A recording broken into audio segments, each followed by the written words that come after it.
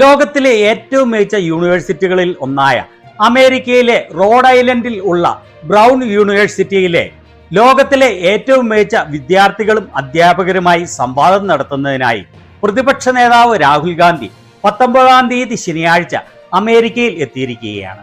Brown university വിദ്യാർത്ഥികളും അധ്യാപകരുമായുള്ള സംവാദം കൂടാതെ അമേരിക്കൻ ഓവർസീസ് കോൺഗ്രസിലെ ആളുകളും NRIകളുമായി അദ്ദേഹം കൂടിക്കാഴ്ച നടത്തുകയും സംസാരിക്കുകയും ചെയ്യുന്നുണ്ട്.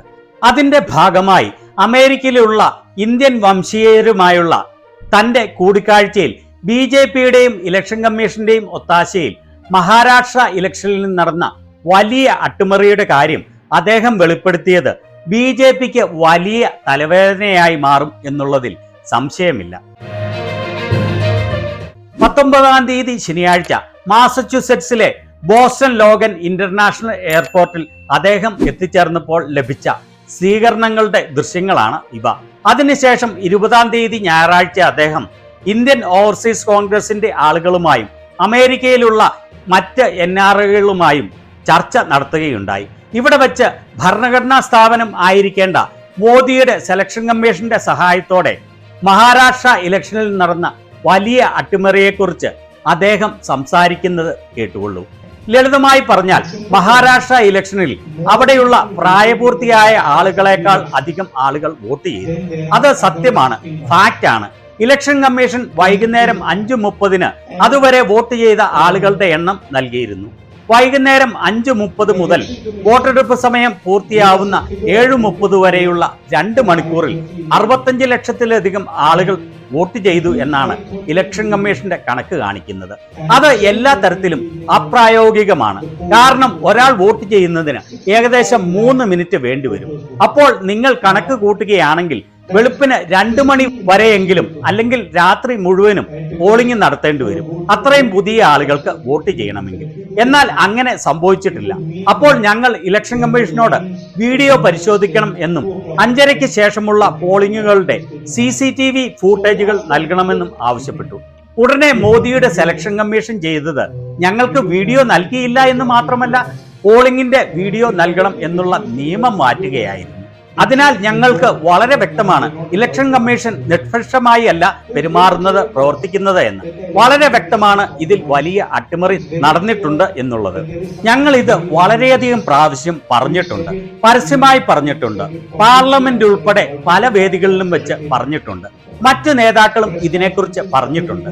രാഹുൽ ഗാന്ധി മഹാരാഷ്ട്ര ഇലക്ഷനിലും ഹരിയാന ഇലക്ഷനിലും നടന്ന വലിയ അട്ടിമറികളെക്കുറിച്ച് പല പ്രാവശ്യം ഇന്ത്യയിൽ വെച്ച് സംസാരിച്ചിട്ടുള്ളതാണ്.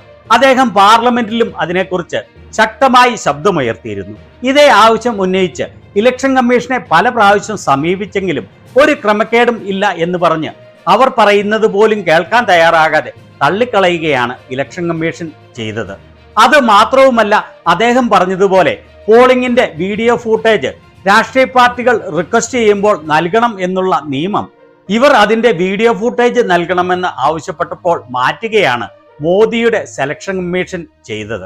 അതിൽ നിന്ന് തന്നെ 100% വ്യക്തമാണല്ലോ അവിടെ നടന്ന കള്ളക്കളി.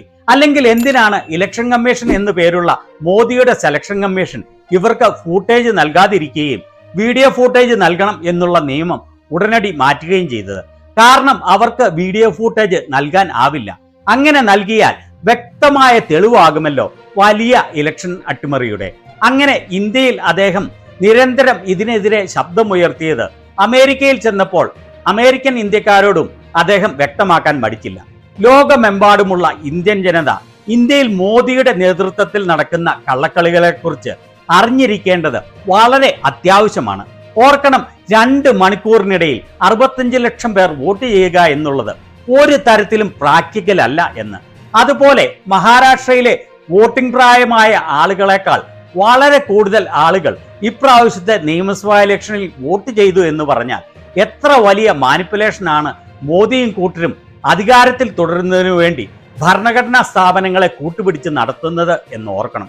രാഹുൽ ഗാന്ധി അമേരിക്കയിലെത്തി ഇതിനെക്കുറിച്ച് സംസാരിച്ചത് സംഘികൾക്ക് വലിയ അലോസരം ഉണ്ടാക്കും എന്നുള്ളതിൽ ഒരു സംശയവും വേണ്ട.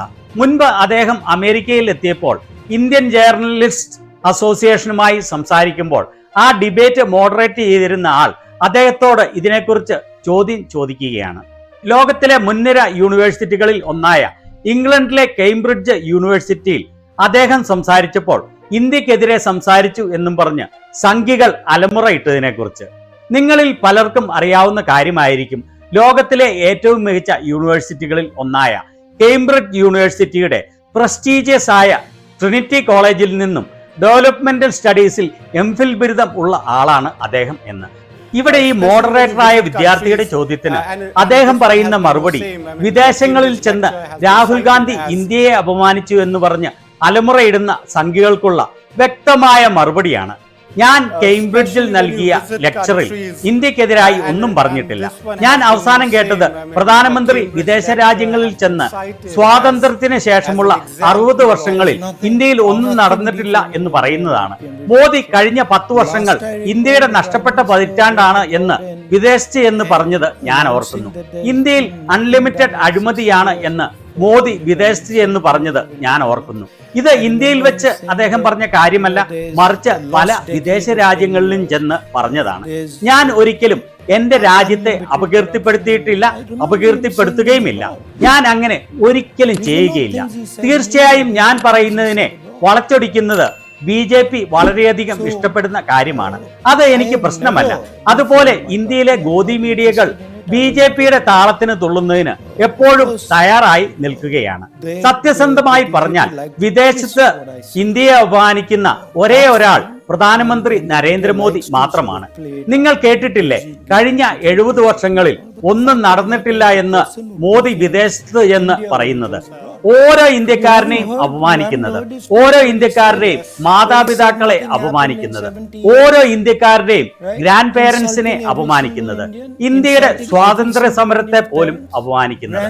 അതാണ് യഥാർത്ഥത്തിൽ ഇന്ത്യയെ അപമാനിക്കുന്നത്. മോദി ഈ പറഞ്ഞ കാര്യങ്ങൾ രാജ്യത്തെ അപമാനിക്കുന്നതല്ലെങ്കിൽ മറ്റെന്താണ്? 10 വർഷങ്ങളിൽ ഇന്ത്യയിൽ ഒന്നും സംഭവിച്ചിട്ടില്ല എന്ന് വിദേശത്ത് എന്ന് പറയുക എന്ന് പറഞ്ഞാൽ അത് രാജ്യത്തെ അപമാനിക്കൽ ആണല്ലോ. ഈ 10 വർഷങ്ങളിൽ ഇന്ത്യയെ പടുത്തുയർത്തുന്നതിൽ ഇന്ത്യയിൽ അധ്വാനിച്ച ആളുകളെ യഥാർത്ഥത്തിൽ അപമാനിക്കുകയാണ് മോദി ചെയ്തത്. അതാണ് മോദി വിദേശ രാജ്യങ്ങളിൽ ചെന്ന് പല പ്രാവശ്യവും ചെയ്തിട്ടുള്ളത്, രാജ്യത്തെ അപമാനിക്കൽ. ഞാൻ മുൻപ് പറഞ്ഞതുപോലെ രാഹുൽ ഗാന്ധി അമേരിക്കയിൽ ചെന്ന് മഹാരാഷ്ട്ര ഇലക്ഷനിൽ മോദിയും മോദിയുടെ സെലക്ഷൻ കമ്മീഷനും നടത്തിയ കള്ളക്കളികളെ കുറിച്ച് തുറന്നു പറഞ്ഞത് സംഘികളെ ആകെ വേവലാതിയിൽ ആക്കിയിരിക്കുകയാണ്. രാഹുൽ ഗാന്ധി പറഞ്ഞത് ഇന്ത്യയെ അപമാനിക്കലാണ് എന്ന് പറഞ്ഞ് വിവരം കെട്ട സംഘി നേതാക്കൾ അലമുറയിടുന്നതിനെ കുറിച്ചുള്ള വീഡിയോ നാളെ ഇറക്കുമ്പോൾ കാണാൻ മറക്കല്ലേ. ഏതായാലും ഇന്ത്യയുടെ പേര് ലോകത്തെ മികച്ച യൂണിവേഴ്സിറ്റികളിലും ലോകത്തെ ഏറ്റവും മികച്ച അധ്യാപകരുടെയും വിദ്യാർത്ഥികളുടെയും ഇടയ്ക്ക് എത്തിക്കുന്നതിലും യഥായോഗ്യനായ ഒരു പ്രതിപക്ഷ നേതാവാണ് ഇന്ത്യക്കുള്ളത് എന്നുള്ളത് നമുക്ക് എല്ലാവർക്കും അഭിമാനിക്കാവുന്ന കാര്യമാണ്. ലോകത്തെ ഏറ്റവും മികച്ച വ്യക്തിത്വങ്ങളെ മാത്രമേ ലോകത്തെ മുന്തിയ യൂണിവേഴ്സിറ്റികൾ സംവാദത്തിനായി ക്ഷണിക്കുകയുള്ളൂ. ഇന്നുവരെ ലോകത്തെ മുന്തിയ എന്നല്ല, ഒരു 3ാം ക്ലാസ് യൂണിവേഴ്സിറ്റിയിൽ പോലും മോദിയെ സംസാരിക്കാൻ ക്ഷണിച്ചിട്ടില്ല എന്ന സത്യം നിലനിൽക്കുമ്പോഴാണ് നമ്മുടെ പ്രതിപക്ഷ നേതാവിന് ലോകത്തെ മികച്ച വ്യക്തിത്വങ്ങൾ വലിയ ആദരം നൽകുന്നത്. മോദി എന്ന പ്രധാനമന്ത്രി കാരണം ലോകരാജ്യങ്ങളുടെ ഇടയിൽ ഇന്ത്യയുടെ വില കുത്തനെ ഇടിഞ്ഞു നിൽക്കുമ്പോഴും ലോകരാഷ്ട്രങ്ങളുടെ ഇടയിൽ രാജ്യത്തിന്റെ യശസ് വർദ്ധിപ്പിക്കുന്ന ഒരു പ്രതിപക്ഷ നേതാവ് എങ്കിലും നമുക്കുണ്ടല്ലോ എന്ന് ആശ്വസിക്കാം. രാഹുൽ ഗാന്ധിയുടെ ബ്രൗൺ യൂണിവേഴ്സിറ്റിയിലെ വിദ്യാർത്ഥികളും അധ്യാപകരുമായുള്ള സംവാദത്തിന്റെ വീഡിയോയും വരും ദിനങ്ങളിൽ വരുമ്പോൾ കാണാൻ മറക്കല്ലേ.